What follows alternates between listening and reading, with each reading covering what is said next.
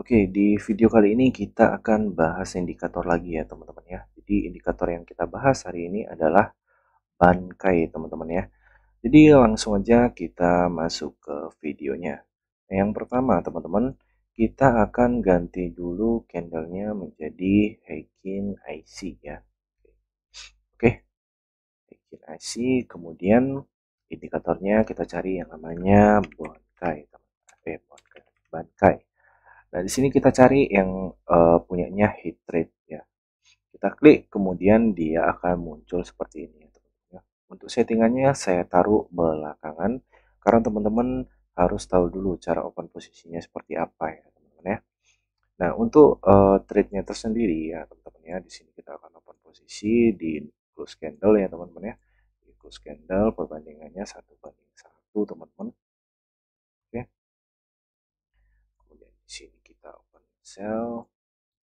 Kita open ini secara awam kita open posisinya seperti ini teman-teman ya. Nanti akan ada strateginya lagi untuk menjamin tingkat profitabilitasnya seperti apa ya. Jadi kita open posisi 1, 2, 3, 4, 5, 6 ya. Dari 6 trade ya, 1 yang loss ya, 2. Nah, dari 6 trade itu hanya 2 yang loss ya. Jadi video kita yang kemarin itu membahas yang sangat minim loss-nya teman-teman ya. Jadi di indikator ini itu memang ada loss-nya, hanya saja kita akan cari titik tertinggi dari profitnya. Nah, untuk settingan indikator yang pertama teman-teman ya, itu Bonkai. Kita pakai yang ini ya, inputnya kita ganti 28, kemudian RSI smoothingnya itu 14, fast key faktornya itu 6, thresholdnya itu 10, kemudian MA tipenya itu MA ya. Kemudian coraknya itu yang kita centang hanya dua ini, sisanya di unchecklist. Kemudian kita klik OK, maka akan muncul tampilannya seperti ini teman-teman ya. Nah, langsung aja kemudian kita sekarang akan hapus dulu gambarnya karena kita akan kombinasikan lagi dengan indikator lainnya. Kita masuk ke indikatornya itu 10 in.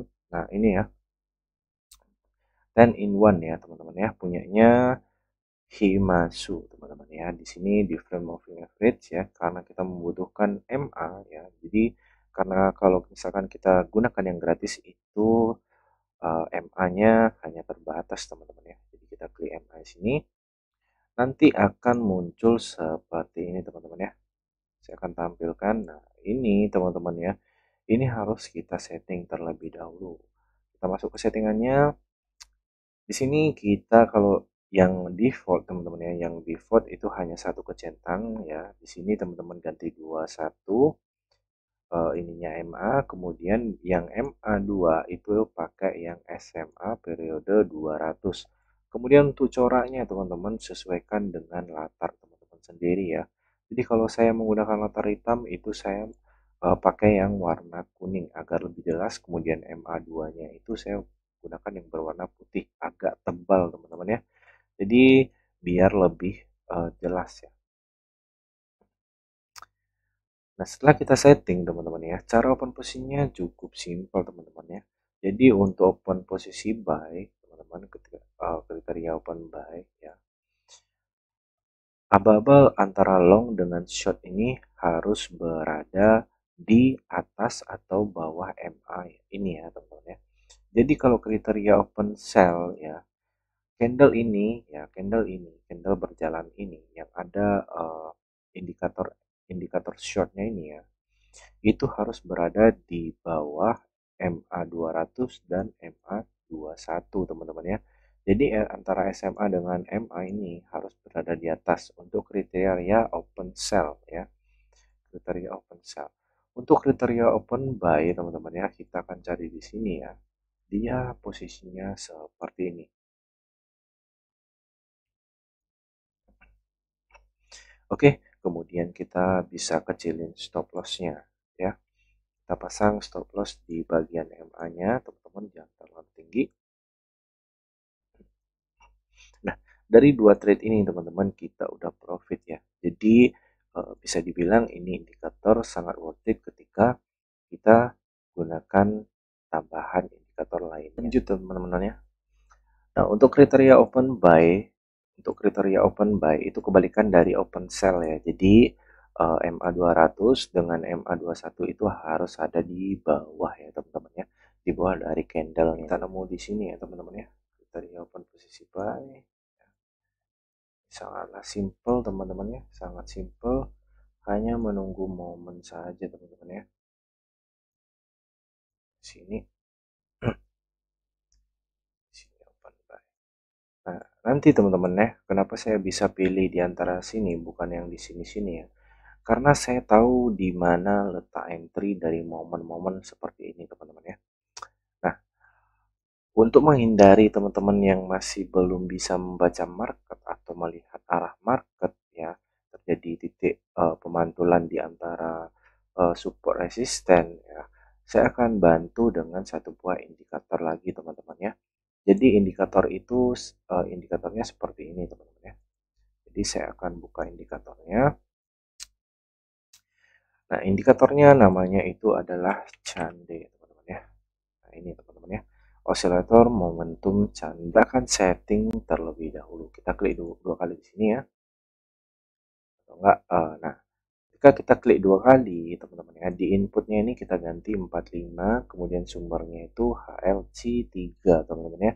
Coraknya kita pakai yang berwarna cerah aja, tidak masalah, sesuaikan dengan ini teman-teman. Di sini saya pakai yang garis putus-putus teman-teman ya. Jadi biar lebih terlihat ya. Oke, kita klik lagi. Nah, seperti ini teman-teman. Ini sangat simple ya. Kita hilangkan dulu gambarnya, kriteria open posisi untuk sell itu teman-teman ya. Kita akan tarik garis di sini, kriteria open sell. Oke. Nah, ketika kita mau open posisikan sell di sini ya teman-teman ya, saya akan ketik ya kriteria open sell. Pertama, itu candle harus berada di bawah MA 21 dan SMA 200. Kemudian yang kedua teman-teman, yang kedua itu adalah cande. Cande pastikan ya berada di bawah 0. Oke. Nah, gimana cara melihatnya teman-teman? Cara melihatnya itu kita lihat titik-titik putus-putus ini ya. Nah, ini kan berada di 0 ya teman-teman ya. Nah, kalau dia open posisi sell, kita lihat garis yang saya tarik di sini ya, warna biru ya. Di sini itu dia sudah berada di bagian minus ya teman-teman ya, di bawah 0 ya. Baru teman-teman bisa entry ya. Begitu pula sebaliknya teman-teman ya. Ketika teman-teman mau entry buy, saya akan copy lagi. Di sini untuk kriteria buy-nya itu adalah kebalikan ya. Harus berada di atas ya. Saya ganti atas. Di sini saya ganti tulisannya berwarna kuning. Nah, ada dua kriteria teman-teman ya. Jadi kriteria open posisi untuk buy, sini saya ganti buy, dengan kriteria open posisi sell. Nah, sangat simpel teman-teman ya.